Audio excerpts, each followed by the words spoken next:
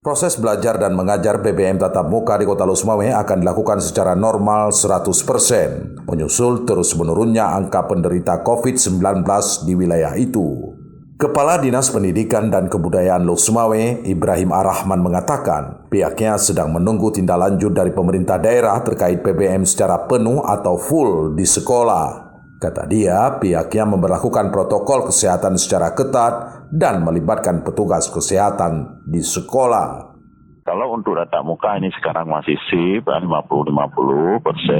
Tadi Anda menjaga jarak di situ. Nah, tapi kalau kita sebenarnya kalau untuk persiapan untuk menuju pembelajaran normal full 100% seperti sebelumnya memang ini sudah siap ya. Mungkin hanya menunggu aturan dan juga kondisi keadaan aja gitu.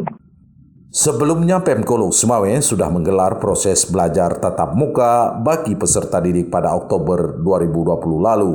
Pada saat itu, jam belajar siswa dibatasi hanya sekitar 50% lantaran baru perdana dilakukan di tengah masa transisi COVID-19. Dari Losmawe, Erwin Jalaluddin melaporkan untuk KBR.